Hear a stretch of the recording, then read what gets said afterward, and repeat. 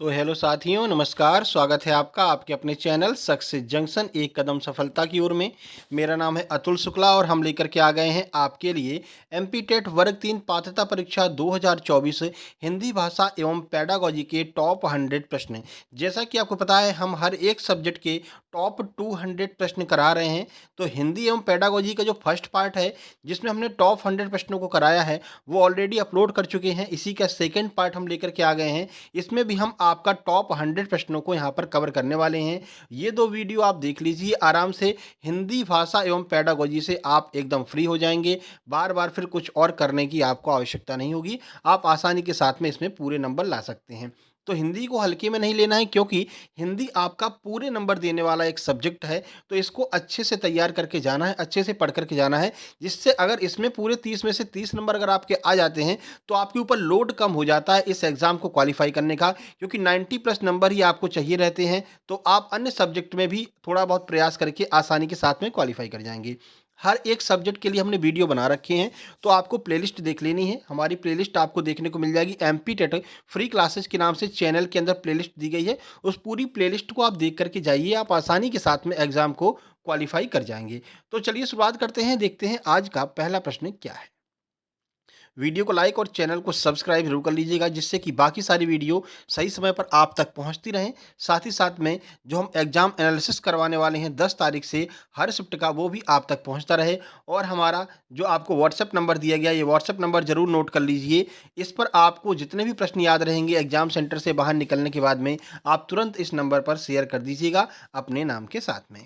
चलिए आज का पहला प्रश्न देखते हैं। आज का पहला प्रश्न है, वह कौन-सी विधि है जिसका प्रयोग चारों भाषाई कौशलों के विकास के लिए किया जाता है? तो कौशल विकास कितने प्रकार के होते हैं? 4 प्रकार के होते हैं। तो कौन-सी ऐसी विधि है जी जो इन चारों प्रकारों को विकसित करने के लिए जिसका यूज़ किया जाता है, तो वो आपकी अनुकरण विधि है। कौन-सी? अनुकरण विधि है। अनुकरण का अर्थ होता है सीखना, तो सीख कर के ही आप जो है इन चारों कौशलों का विकास कर सकते हैं। ये सारे के सारे प्रश्न जो हैं वो आपके एमपी टेट प्रीवियस ईयर में आए हुए हैं, चाहे वो एमपी टेट वर्ग 1 हो, एमपी टेट वर्ग 2 हो और वर्ग 3। और जो रीसेंट आपके सीईटी सेट जो आपका क्या नाम सीटेट एग्जाम हुआ है, इन सभी एग्जाम्स के मोस्ट इंपोर्टेंट प्रश्नों को हमने जो है यहाँ पर कवर किया है। इनमें से ही आपके एग्जाम में प्रश्न देखने को मिल जाएंगे। तो अनुकरण विधि है, आप समझ गए होंगे। क्वेश्चन नंबर 2 देखते हैं। क्वेश्चन नंबर 2 है, हिंदी के शिक्षक में कौन से विशिष्ट गुण की अपेक्षा की जाती है? कौन सा विशिष्ट गुण हिंदी के शिक्षक में होना चाहिए? तो कुशल अभिव्यक्ति होनी चाहिए, यानी कि बहुत अच्छा व्यवहार वाला होना चाहिए, बोलचाल भाषा अच्छी होनी चाहिए, सादा सरल सिंपल होना चाहिए। यही जो है हिंदी के एक शिक्षक के विशिष्ट गुण पाए जाते हैं, जिससे कि बच्चों को आसानी से अपनी प्रॉब्लम बताने में कोई दिक्कत ना हो और उनकी बातों को समझने में कोई दिक्कत ना हो। तो हिंदी का जो शिक्षक है वो कुशल अभिव्यक्ति का शिक्षक होना चाहिए। क्वेश्चन नंबर 3 देखिए, भाषा शिक्षण के मूल कौशलों में सबसे अंत में किस कौशल का शिक्षण कराना चाहिए? तो सबसे लास्ट में लिखने का कौशल शिक्षण कराना चाहिए। सबसे फर्स्ट कौन सा है? तो सबसे फर्स्ट है सुनना, फिर बोलना, फिर लिखना। ठीक है? तो 3 तरह के जो है आपके कौशल हैं, तो लिखने का जो कौशल है वो सबसे लास्ट में कराना चाहिए। नंबर 4 देखिए, विकास कभी समाप्त न होने वाली प्रक्रिया है, यह विचार किससे संबंधित है? तो निरंतरता से है। मानव जब जन्म लेता है, जन्म से लेकर के बुढ़ापे तक वो कोई ना कोई चीज़ सीखता रहता है। तो विकास कभी समाप्त न होने वाली एक प्रक्रिया है और ये जो है निरंतरता के नियम से संबंधित है। निरंतरता का अर्थ है जो कभी रुके नहीं, निरंतर चलता रहे, आगे की ओर बढ़ता रहे। तो विकास जो है निरंतरता से संबंधित है। क्वेश्चन नंबर 5 देखिए, अनुकरण वाचन की कुल कितने भेद हैं? तो अनुकरण वाचन के कुल 2 भेद होते हैं। ये आपको सीधे फैक्ट वाइज़ याद रखना है। अगला देखिए नंबर 6 है, सूक्ष्म शिक्षण चक्र की अवधि कितनी होती है? तो जो सूक्ष्म शिक्षण चक्र होता है 36 मिनट का होता है। 36 मिनट का सूक्ष्म शिक्षण चक्र होता है। ये सारे प्रश्न आपको एज़ इट इज़ ऐसे ही देखने को मिलने वाले हैं आपके एग्ज़ाम में। नंबर 7 देखिए, किसी भाषा की लघुत्तम सार्थक ध्वनि को क्या कहते हैं? तो कोई भी भाषा उसकी सबसे छोटी जो ध्वनि होती है उससे हम वर्ण कहते हैं। सबसे छोटी सार्थक ध्वनि वर्ण कहलाती है, याद रखिएगा।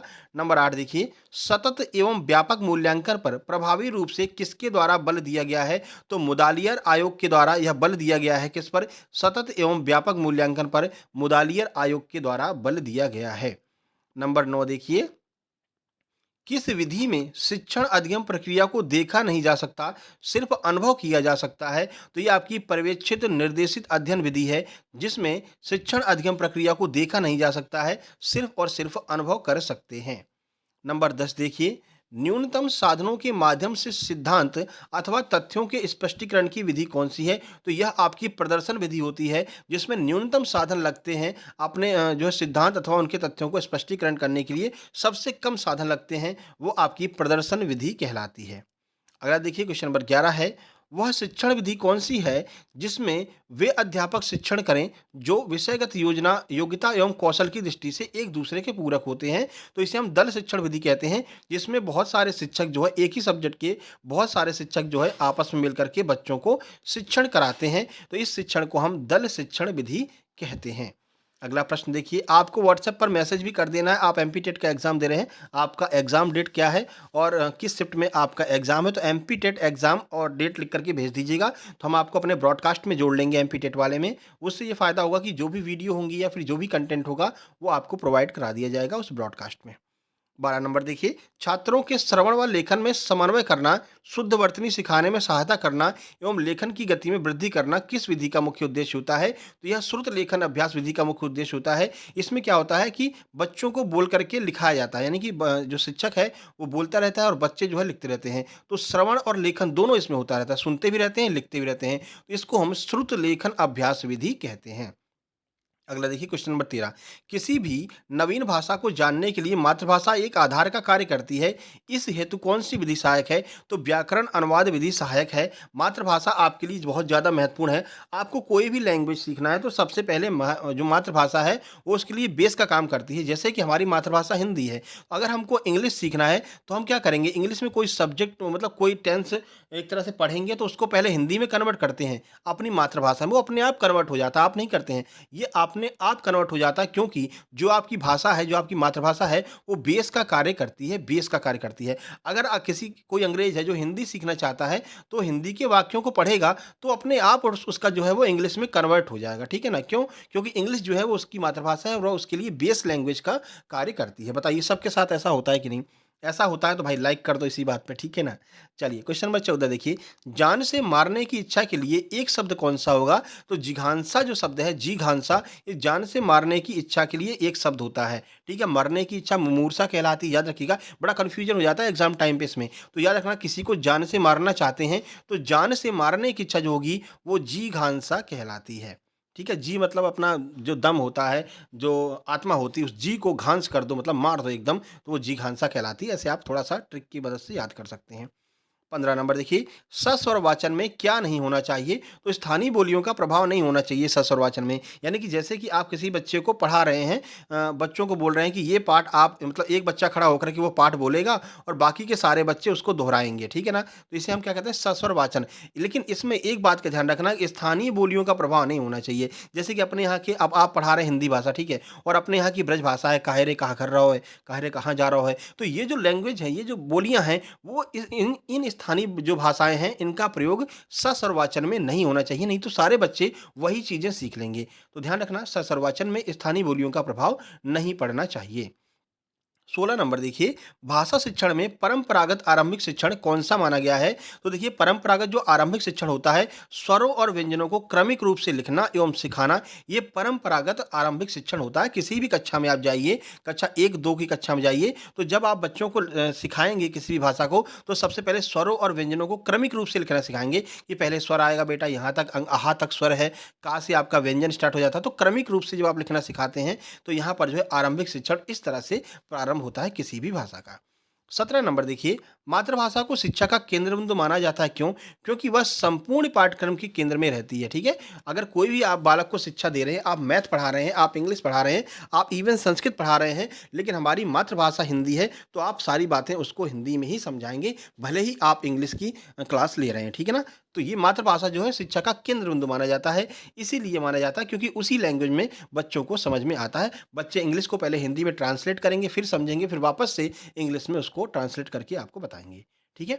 18 नंबर देखिए, एक समान शब्दों का उच्चारण सिखाने वाली विधि कौन-सी है? तो जो एक समान शब्दों का उच्चारण सिखाती है, उसे हम ध्वनि साम्य विधि कहते हैं। 19 नंबर देखिए, गोस्वामी तुलसीदास की रचना कवितावली किस भाषा में लिखी गई है? तो याद रखना जो कवितावली है, वो ब्रज भाषा में लिखी गई है, ठीक है? आगे बढ़ते हैं।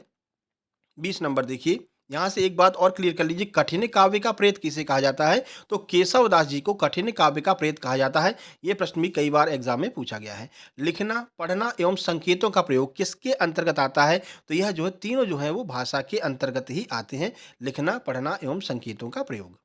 21 नंबर देखिए, पाठ में दिए गए चित्रों का क्या उद्देश्य होता है? तो चित्र अमूर्त संकल्पनाओं को समझने में सहायता करते हैं। जैसे मान लीजिए आप कोई बाबा भारती का मान लीजिए पढ़ा रहे हैं, ठीक है? उसमें दिया गया है बाबा भारती यहाँ पर खड़े हैं, ये घोड़ा उनका, यहाँ पर खड़क सिंह डाकू खड़ा है, ठीक है?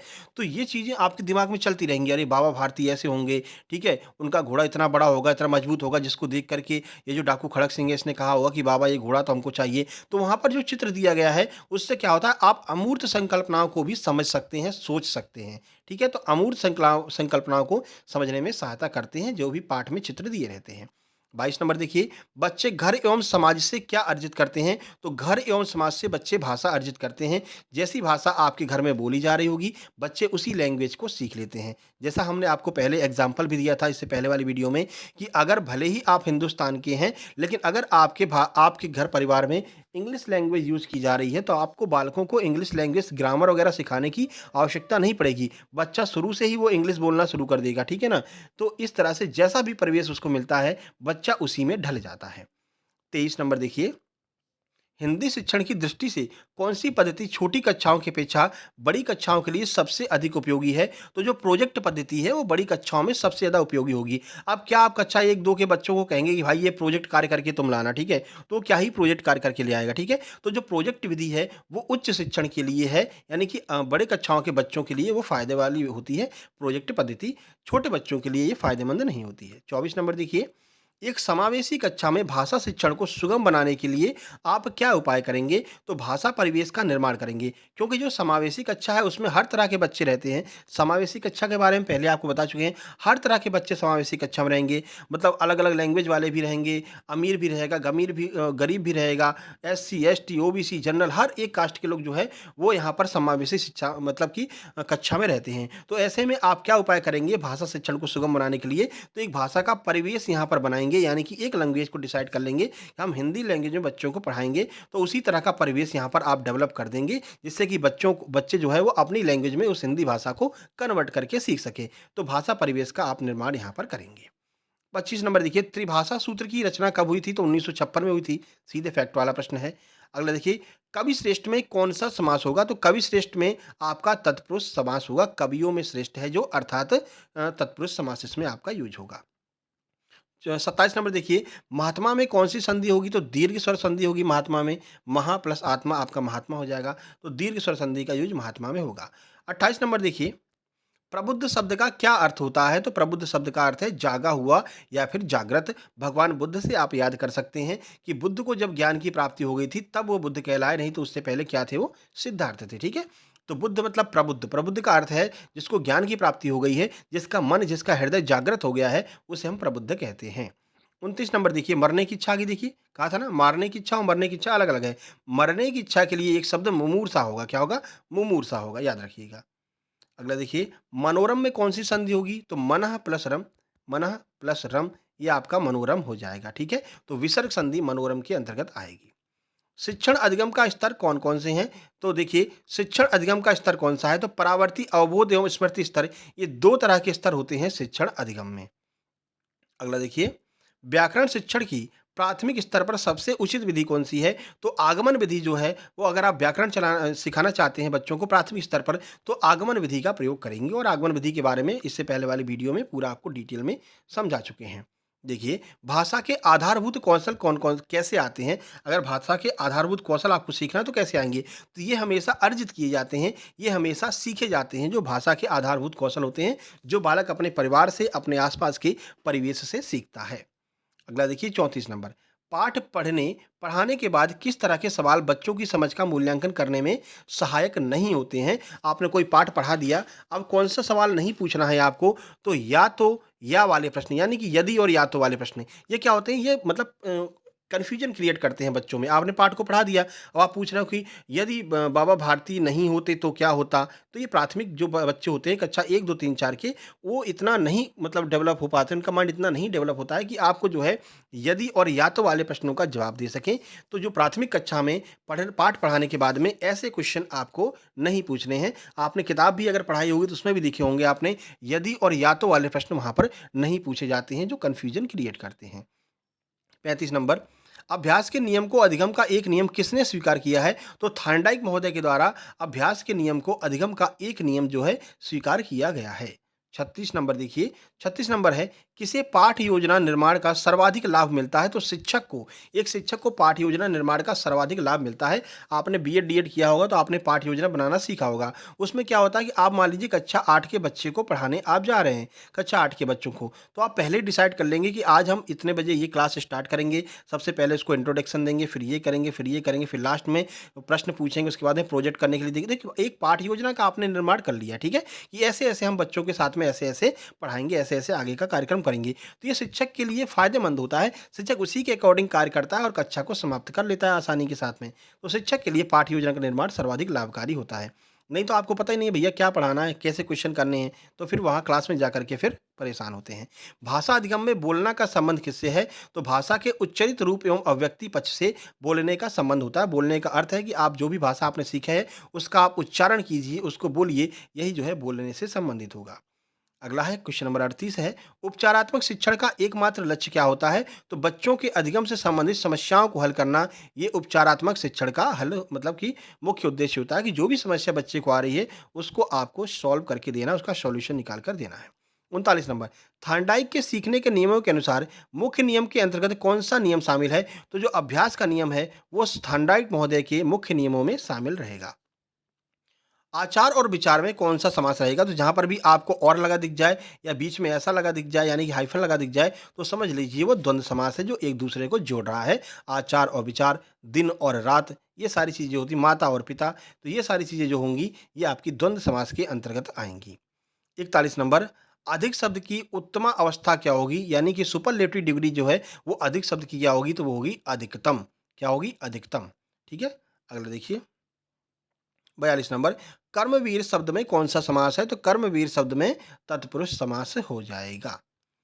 43 नंबर देखिए, भाषा शिक्षण को किस संदर्भ में रख कर के देखने की आवश्यकता है? तो भाषा शिक्षण को बहुभाषी संदर्भ में रख कर के देखने की आवश्यकता है। यानी कि हर एक भाषा के लोग आपको देखने को मिलेंगे। भाषा शिक्षण जब आप शुरू करेंगे, जब आप सिखाना शुरू करेंगे भाषा शिक्षण, तो आपको हर एक भाषा के लोग, बहुभाषी लोग आपको देखने को मिलने वाले हैं। 44 नंबर देखिए, निगमन विधि के विपरीत कौन-सी विधि होती है? तो निगमन विधि के विपरीत आपकी आगमन विधि देखने को मिलती है। अगला देखिए 45 नंबर, हिंदी भाषा के मौखिक व्यवहार में शब्दों के शुद्ध उच्चारण किस पर निर्भर नहीं करते हैं? तो शब्दों के शुद्ध उच्चारण, उच्चारण का अर्थ है बोलना। तो जब आप बोलेंगे तो लिखने से उसका कोई मतलब नहीं रह जाएगा। तो जब आप किसी चीज़ का उच्चारण करेंगे तो लिखने से कोई मतलब नहीं है। अर्थात मौखिक व्यवहार में लिखने का कोई फ़ायदा नहीं, कोई मतलब नहीं रहेगा। मौखिक का अर्थ है मुँह से बोल कर के सीखना, मुँह से बोल कर के बताना, अपने विचारों को व्यक्त करना। 46 देखिए, बच्चों में भाषा सीखने की जन्मजात योग्यता होती है, यह विचार किसका है? तो चॉम्स्की महोदय ने कहा है कि बच्चों में भाषा सीखने की जन्मजात विशेषता होती है। अगला देखिए 47, कहानियों के माध्यम से बालकों के ज्ञान को परिवर्तित एवं परिमार्जित करने का मुख्य उत्तरदायित्व किसका होता है? तो अध्यापक का होता है। अध्यापक क्या करता है कि कहानियों के माध्यम से बच्चों के मन में जो ज्ञान होता है उसको परिवर्तित करता है, उसको परिमार्जित करता है। जैसे कि बाबा भारती वाली ही कहानी अगर हम ले लें, तो बाबा भारती वाली कहानी में क्या बताया गया था कि बाबा भारती ने जाते-जाते खड़ग सिंह से ये कहा था, जब वो उसका घोड़ा लेकर के जाने लगा, तो खड़ग सिंह से ये कहा था कि जैसा तुमने मेरे साथ में किया है, किसी और के साथ में ऐसा मत करना। उसने पूछा, डाकू खड़ग सिंह ने पूछा कि ऐसा क्यों? तो उन्होंने कहा था इससे क्या होगा कि कोई कभी किसी की मदद नहीं करेगा, उसका विश्वास उठ जाएगा। तो जैसा तुमने मेरे साथ किया है, किसी को बताना भी मत कि मैंने बाबा भारती से ऐसे घोड़ा चुराया था। तो इससे क्या होगा कि बच्चों के दिमाग में जो बात रहेगी वो परिमार्जित हो जाएगी। मान लीजिए कोई गलत धारणा बच्चों के दिमाग में है कि हम किसी की मदद करेंगे तो हमारे साथ में ऐसा हो जाएगा, वैसा हो जाएगा, तो ये धारणा जो है वो उसकी समाप्त हो जाएगी। तो फिर क्या किया था डाकू खड़ग सिंह ने, उनका घोड़ा उनको वापस कर दिया था कि बाबा बाबा जो खड़ग सिंह मतलब बाबा भारती जो है उनके विचार कितने उच्च हैं। उनके साथ जो हो गया वो हो गया, लेकिन अपने साथ जैसा हुआ है वो किसी और को कहने की मतलब किसी और को बताने की भी आज्ञा नहीं दे रहे हैं, ठीक है? बाबा भारती वाली कहानी सब लोगों ने पढ़ी होगी जहाँ तक हमें थोड़ा आइडिया है ना? तो वही वाली बात यहाँ पर कहा गया। कहानी को सुनने पर बच्चों पर क्या असर पड़ता है? तो बच्चे जब कहानी सुनेंगे तो क्या असर पड़ेगा उनके ऊपर? बच्चों की कल्पना शक्ति एवं चिंतन शक्ति का विकास होता है। बच्चे उस कहानी को सुन कर के अपने मन में और कुछ मतलब सोचने लगते हैं उस कहानी से संबंधित। जैसे कि उनकी कल्पना शक्ति का विचार होगा, मतलब विकास कैसे होगा कि अरे डाकू खड़क सिंह है तो डाकू खड़क सिंह कैसा होगा? उसकी मूंछें होंगी, ठीक है? वो टोपी लगाए होगा, ठीक है? उसके हाथ में बंदूक होगी, इस तरह का। तो बच्चों की कल्पना शक्ति और चिंतन शक्ति जो है उसका विकास होता है कहानियों को सुनने के बाद में। पहले दादी-नानी लोग जो कहानी सुनाती थी, एक राजा था, एक रानी थी, एक परी आई ऐसे करके आती थी, अब उसके पंख होते थे, तो बच्चों की सोचने की क्षमता बढ़ती थी कि परी ऐसी होगी, उसके 2 पंख ऐसे होंगे, उसके हाथ में एक छड़ी होगी। तो ये सारी चीज़ें बच्चों की सोचने की क्षमताओं को कहानियों के माध्यम से बढ़ाया जाता है। 49 देखिए, आपकी कक्षा के बच्चों में अनुशासनहीनता की भावना दिन प्रतिदिन बढ़ती जा रही है। इसके लिए आप क्या उपचार करेंगे? यानी कि बच्चे दिन प्रतिदिन जो है दुष्ट होते जा रहे हैं, बदमाशी कर रहे हैं, तो क्या करेंगे? तो शिक्षण कार्य को रोचक बनाएँगे, जिससे कि अनुशासनहीनता स्वतः ही समाप्त हो जाएगी। अब क्या है, बच्चों का मन नहीं लग रहा, आप कुछ भी पढ़ाए जा रहे हैं, बच्चों को समझ में नहीं आ रहा, तो क्या करेंगे? उद्यमी करेंगे। तो आप क्या करेंगे कि शिक्षण जो कार्य है उसको रोचक बना देंगे, ठीक है ना? मतलब कहानियाँ आप सुनाएँगे, उसके साथ में चार्ट लेकर के आएँगे, उसमें दिखाएँगे छोटा भीम है, ये देखो ये डोरेमोन है, ये ऐसा करते हैं, ऐसा करते हैं। अब बच्चे क्या होंगे, बच्चों का मन इसमें लगने लगेगा, ठीक है? और जब बच्चों का मन इसमें लगने लगेगा तो कोई बगल वाला अगर बोलेगा भी ना, तो बच्चे उसको शांत कराते हैं, रुको इसके बाद में छोटा भीम इसको मारने वाला है, ठीक है ना? इससे क्या होगा कि अनुशासनहीनता जो है वो स्वतः ही समाप्त हो जाएगी, जब आप रोचक बना देंगे। चलिए 50 नंबर देखिए, मानसिक विकास के लिए भाषा उतना ही आवश्यक है जितना कि शिशु के शारीरिक विकास के लिए माँ का दूध। यह कथन किसने कहा था? तो महात्मा गांधी जी के द्वारा यह कथन कहा गया था। जो कथन वगैरह हैं वो आप थोड़ा सा पढ़ करके जाएंगे। वैसे हम अपने हर एक प्रैक्टिस सेट में हमने जो पहले प्रैक्टिस सेट कराए हैं, हिंदी के भी कराए हैं, साइंस आपका पर्यावरण के भी करा रखे हैं, सीडीपी के भी करा रखे हैं, उस सब में हमने लगभग सारे प्रश्नों को हमने कवर किया, हर तरह के प्रश्नों को। चलिए हाफ सेंचुरी हो गई है, आगे बढ़ते हैं 51। हिंदी शिक्षण में मूल्यांकन के लिए किसका उपयोग होता है? तो मूल्यांकन के लिए निबंधात्मक परीक्षा का वो जो है एक तरह से यूज करते हैं। भाषा की कक्षा का माहौल कैसा होना चाहिए? तो भाषा की कक्षा का माहौल ऐसा होना चाहिए जहाँ बच्चों को उनकी बात कहने और सुनने का आधिकारिक अवसर मिले, ज़्यादा से ज़्यादा अवसर मिले। आप भी उनकी बातों को सुनें और उनकी बातों को समझें और बच्चे भी आपकी बातों को समझें। 53 देखिए, हृदय पर सांप लौटना मुहावरे का क्या अर्थ हो जाएगा? तो हृदय पर सांप लौटना मुहावरे का अर्थ हो जाएगा ईर्ष्या करना। 54 नंबर देखिए, घोड़े के रहने के लिए आवास को हम क्या कहते हैं? तो घोड़े के रहने के आवास को हम अस्तबल कहते हैं, ठीक है? अनेक शब्दों के एक शब्द का 1 से 2 प्रश्न आपको देखने को मिलेगा, तो उसे हम अस्तबल कहते हैं। 55 निंदा शब्द किसका विलोम हो जाएगा? तो निंदा शब्द जो है वो प्रशंसा का विलोम हो जाएगा। सिंपल सिंपल से ही आते हैं आपके एग्जाम में। स्कूल को स्कूल कहना किस प्रकार के उच्चारण दोष के अंतर्गत आएगा? तो यह आपका स्वर लोप उच्चारण दोष के अंतर्गत आएगा। इसमें क्या किया है, स्वर का लोप कर दिया है, स्कूल को इसने स्कूल पढ़ दिया है। जैसे कि आप ग्वालियर या मुरैना स्टेशन से बाहर निकलते होंगे तो बोलते रहेंगे टेशन चलो टेशन, टेशन, टेशन चलो टेशन, टेशन चलो। हाँ, तो ये क्या होता है, तो ये क्या करते हैं वो लोग, स्वर को जो है स्वर का लोप कर देते हैं। होता क्या है स्टेशन, लेकिन क्या कह रहे हैं टेशन। तो ये समझ लीजिए वहां पर स्वर लोप देखने को मिलता है। 57 देखिए, भाषा शिक्षण में सबसे महत्वपूर्ण सिद्धांत कौन-सा है? तो बोलचाल का जो सिद्धांत है, वो भाषा शिक्षण का सबसे महत्वपूर्ण सिद्धांत माना जाता है। वीडियो पसंद आ रहा हो तो कमेंट बॉक्स में कमेंट करके बताना कि आपको ये वीडियो कैसा लगा। प्राथमिक स्तर पर भाषा की पाठ्यपुस्तकों में से किस तरह की रचनाओं को स्थान देना चाहिए? प्राथमिक स्तर का मतलब है 1 से लेकर के 5 तक के बालकों के लिए। तो ऐसी रचनाएँ जो बच्चों के परिवेश से जुड़ी हों, जिससे कि भाषा की अलग छटाएँ देखने को मिलती हैं। यानी कि वो बच्चों से ही मिलती-जुलती होनी चाहिए। उसमें कार्टून होना चाहिए, ठीक है? उसमें कुछ रोचक बातें होनी चाहिए, राजा-रानी वगैरह होना चाहिए। इससे क्या होता है कि बच्चे उसको रोचकता के साथ में पढ़ते हैं, प्राथमिक स्तर के बच्चे जो कक्षा 1 से 5 तक के होते हैं। अगला देखिए 59, कौन-सा लक्षण किसी मापन उपकरण के लिए सर्वाधिक वांछनीय है? तो विश्वसनीयता जो होती है, वो किसी भी मापक उपकरण के लिए सर्वाधिक वांछनीय होती है। जैसे कि आपको पता है थर्मामीटर जो है, इस थर्मामीटर में हमको पता चल जाएगा कि हाँ, हमारा बुखार इतना है और ये कई लोगों के द्वारा बताया गया है, सब लोगों ने इसका यूज़ किया है। तो विश्वसनीयता है आपके पास, आप इस पर विश्वास करते हैं थर्मामीटर पर, इसलिए जो है कोई भी मापन की चीज़ हो उसमें विश्वसनीयता सबसे महत्वपूर्ण होती है। भाषा का निर्माणात्मक तत्व क्या है? तो जो सार्थक ध्वनियाँ होती हैं, उनसे ही मिलकर के भाषा बनती है, उनसे ही मिलकर के आप कोई भी चीज़ बोलेंगे, तो सार्थक ध्वनियों की मदद से ही बोलेंगे। प्राथमिक स्तर पर वाचन का मुख्य उद्देश्य क्या है? तो शुद्ध उच्चारण क्षमता का विकास करना, यह वाचन का मुख्य उद्देश्य होता है। जब आप बच्चों को पाठ पढ़ाते हैं, उनसे खड़े होकर के बोलते हैं कि आप खड़े होकर के इस पाठ को पढ़िए, तो उससे क्या होता है, तो शुद्ध उच्चारण क्षमता का विकास होता है बच्चों में। अव्यक्त इकाई में देखिए यहाँ पर पढ़िए, अव्यक्त इकाई में कक्षा में वर्तनी शिक्षण हेतु सर्वाधिक उपयोगी विधि कौन सी है? तो खेल विधि होगी। अगर आप वर्तनी शिक्षण भी दे रहे हैं तो खेल विधि का प्रयोग कीजिए। खेल-खेल में बच्चे हर एक चीज़ को सीख सकते हैं। तो अव्यक्त इकाई में वर्तनी शिक्षण हेतु खेल विधि का प्रयोग किया जाता है। भाषा का मानक रूप बालक कहाँ से सीखता है? तो जो मानक रूप होता है वो बालक विद्यालय में आकर के ही सीखता है। अभी जो अपने परिवार से उसने सीखा है वो भाषा का मानक रूप नहीं है, क्योंकि परिवार में हर तरह की भाषा का यूज़ हो रहा है, ठीक है? वहाँ पर आप क्या कर रहे हैं? What are you doing? और तू क्या कर रहा है? कहाँ जा रहा है? तो हर तरह की भाषा का यूज़ जो है वो वहाँ पर हो रहा है परिवार में। लेकिन विद्यालय में आएँगे तो जो मानक रूप होगा भाषा का वो आपको विद्यालय में ही सीखने को मिलता है। 64 देखिए, एक बालक में भाषा अधिगम करते समय सर्वप्रथम किसका प्रयोग होता है? तो सबसे पहले वे निरर्थक शब्दों का प्रयोग करना शुरू करते हैं। जब बच्चा बोलना शुरू करता है तो कुछ भी बोलता रहता है। अल्लाह, ऊ, मम्मा, पप्पा या फिर कुछ भी बोलना शुरू कर देता है, ठीक है ना?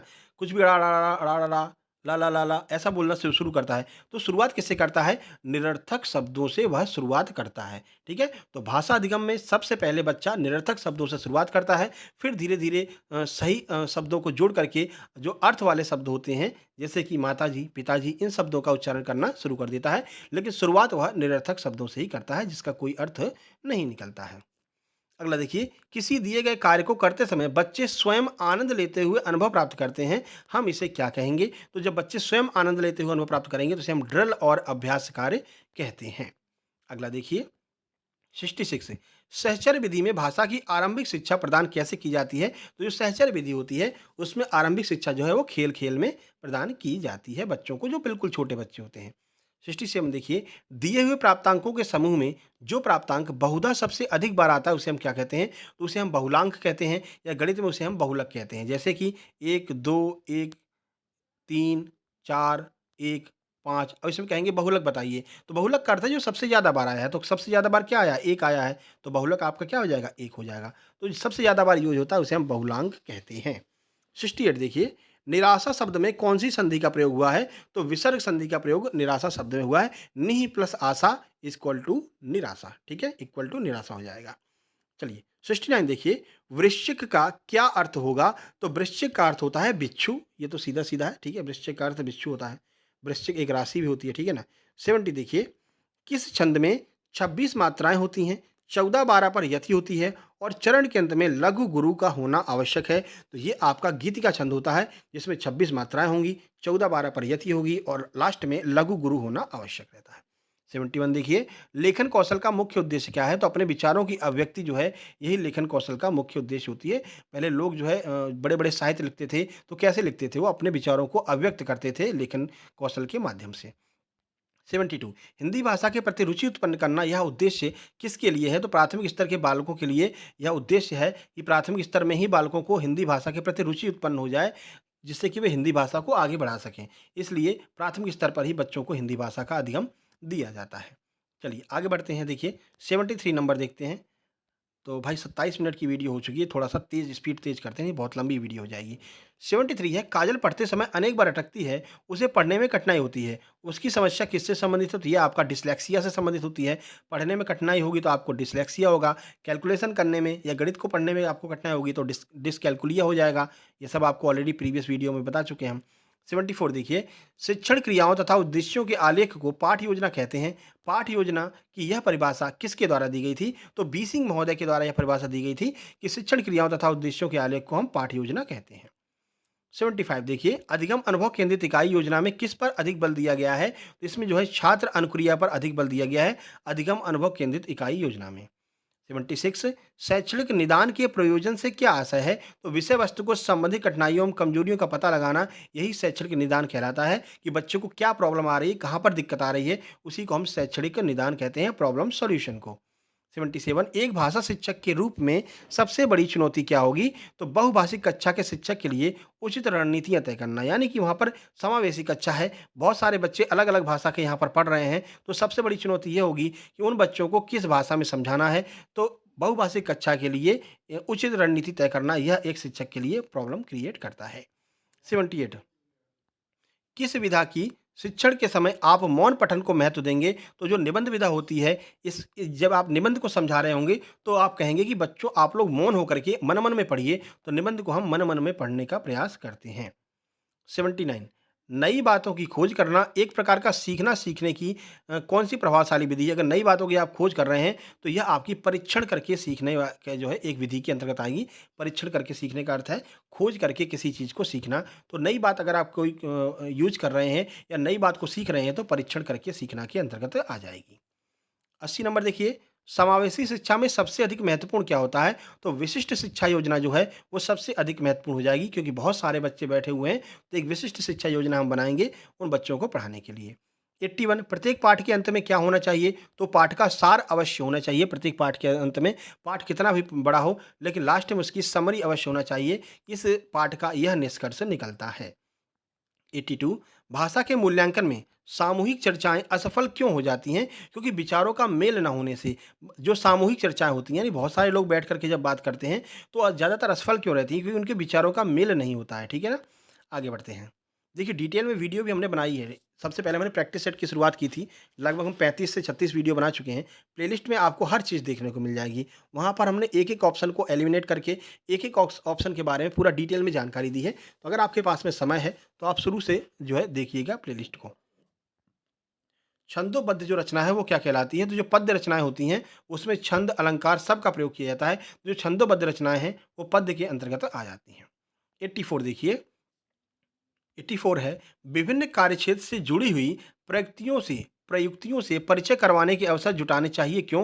क्योंकि यह सामाजिक परिस्थितियों को साधने में मदद करता है। कोई भी कार्यक्षेत्र है उसमें मतलब कोई भी काम हो रहा है, कोई भी शुरुआत हो रही है तो परिचय अवश्य करवाइए, उसके बारे में अवश्य बताइए। तो ये क्या करेगा? तो सामाजिक परिस्थितियों को साधने में जो है बालक की मदद करेगा।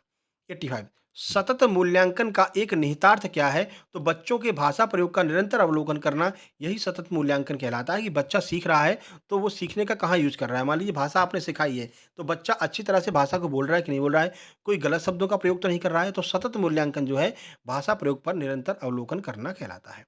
86 पाठ योजना तैयार करने के पीछे शिक्षक का क्या उद्देश्य होता है? तो प्रभावी शिक्षण जो है, यह मुख्य उद्देश्य होता है पाठ योजना बनाते समय। 87 वस्तुनिष्ठ प्रश्न की सबसे बड़ी विशेषता क्या है? तो इसका एक ही उत्तर होता है। आप जो ऑब्जेक्टिव क्वेश्चन सॉल्व करते हैं, एक क्वेश्चन दिया रहता है, 4 ऑप्शन दिए रहते हैं और उसका आंसर एक ही होता है। तो यह मुख्य विशेषता है वस्तुनिष्ठ प्रश्न की। अगला देखिए 88 परीक्षित अध्ययन विधि के द्विकाल खंड योजना में मेम्बल सिम्पसन ने कितने मिनट का समय योजना बनाई है? जो परीक्षित अध्ययन विधि होती है इसमें मेम्बल सिम्पसन महोदय ने कितने मिनट की समय योजना बनाई है? तो 60 मिनट की समय योजना मेम्बल सिम्पसन महोदय के द्वारा बनाई गई है। परीक्षित अध्ययन विधि में फैक्ट वाला प्रश्न है, आपको याद करना पड़ेगा। 89 इकाई योजना किस पर आधारित नहीं होती है? तो इकाई योजना प्रस्तावना पर आधारित नहीं होती है। 90 नंबर देखिए मनोवैज्ञानिक दृष्टि से शिक्षा की सार्वभौमिक प्रक्रिया कौन सी है? तो अधिगम जो है वो मनोवैज्ञानिक दृष्टि से शिक्षा की सार्वभौमिक प्रक्रिया होती है। अधिगम माने सीखना। 91 बच्चों में सीखने से होने वाले प्रभावपूर्ण परिवर्तन कौन सा है? तो व्यवहार में जो परिवर्तन होगा, बच्चा क्या सीख रहा है, उसका क्या असर पड़ रहा है, वो उसके व्यवहार से स्पष्ट रूप से देखने को मिल जाता है। 92 देखिए संप्रेषण की कुशलता कैसे बढ़ती है? तो प्रशिक्षण के माध्यम से संप्रेषण की कुशलता बढ़ती है। 93 देखिए देवनागरी लिपि अन्य लिपियों की परीक्षा परीक्षा क्या होती है? मतलब अन्य लिपियों की अपेक्षा यहाँ पर होगा, अन्य लिपियों की अपेक्षा देवनागरी लिपि जो है वो क्या होती है? तो वैज्ञानिक, ध्वन्यात्मक और कलात्मक होती है। अन्य लिपियों की अपेक्षा जो देवनागरी लिपि है वो ज़्यादा वैज्ञानिक है, ज़्यादा ध्वन्यात्मक और ज़्यादा कलात्मक होती है।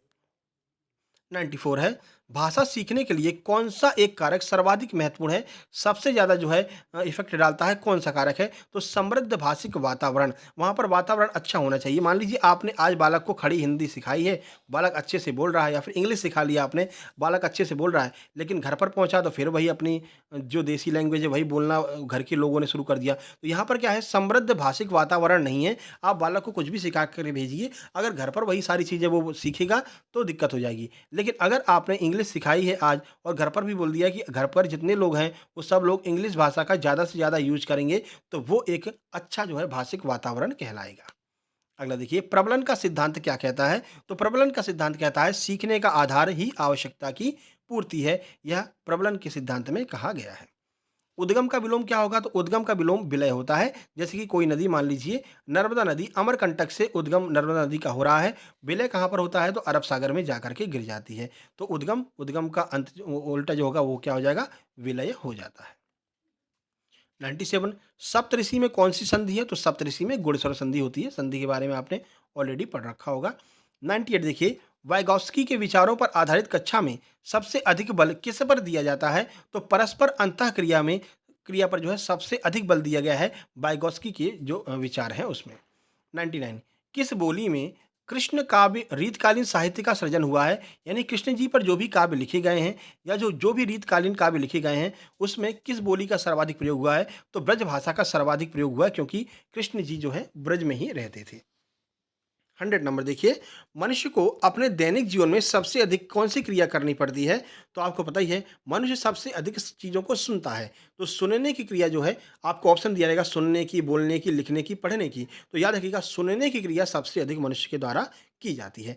तो ये आपके 100 प्रश्न कंप्लीट होते हैं। इससे पहले कल हमने टॉप 100 गणित पेडागोजी की वीडियो अपलोड कर दी है। आप लोग जरूर देख कर के जाइएगा। इसी टॉप 100 में से गणित पेडागोजी के प्रश्न फंस जाएंगे, इससे बाहर नहीं जाने वाले हैं। ठीक है, बाकी सारी वीडियो देख लेना। एमपीटेट फ्री क्लासेस के नाम से प्लेलिस्ट बना रखी है, आपको पता ही है। नीचे टेलीग्राम ग्रुप की लिंक दी गई है। सक्सेस जंक्शन लाइव के नाम से टेलीग्राम चैनल है। यहाँ पर हम आपके लिए फ्री में बहुत सारे स्टडी मटेरियल प्रोवाइड कराते हैं। राकेश यादव सर के क्लास नोट्स आपको मिल जाएंगे, नीतू मैम की इंग्लिश की बुक मिल जाएगी, एनसीईआरटी के बहुत सारे नोट्स आपको मिल जाएंगे। तो सक्सेस जंक्शन लाइव के नाम से ग्रुप है, सर्च कर लेना, टेलीग्राम पर मिल जाएगा, आपको ज्वाइन कर लेना। और डॉक्यूमेंट सेक्शन में जाकर के सारे पीडीएफ वगैरह जो भी है वहाँ से आप लोग डाउनलोड कर सकते हैं। ठीक है, तो चलिए मिलते हैं। बाकी आपको जो हमने कहा है भाई, जब भी आपका एग्जाम हो, एमपीटेट फ्री क्लासेज एमपीटेट लिख करके इस नंबर पर सेंड कर देना, हम आपको ब्रॉडकास्ट में जोड़ लेंगे। ठीक है, और इस नंबर पर ही आपको अपने जितने भी क्वेश्चन याद रहेंगे ईमानदारी के साथ में भेज देना है। थोड़ी सी मेहनत लगेगी, लेकिन उससे बहुत सारे लोगों का भला हो जाएगा और बहुत सारे लोगों की मदद हो जाएगी। ठीक है, तो इस नंबर पर आपको अपने नाम के साथ में सेंड करना है, जिससे कि वीडियो में आपका नाम भी लिया जा सके। नंबर है 7052547003। चलिए फिर मिलते हैं नेक्स्ट वीडियो में। अगली वीडियो कौन सी लानी है भाई, इंग्लिश के लिए आए या संस्कृत के लिए आए या फिर किसके लिए आए, कमेंट बॉक्स में कमेंट कीजिएगा। नेक्स्ट वीडियो आएगी। बाकी पर्यावरण की वीडियो हम ऑलरेडी 200 प्रश्न कंप्लीट कर चुके हैं। ठीक है, चलिए फिर मिलते हैं नेक्स्ट वीडियो में। तब तक के लिए नमस्कार, धन्यवाद।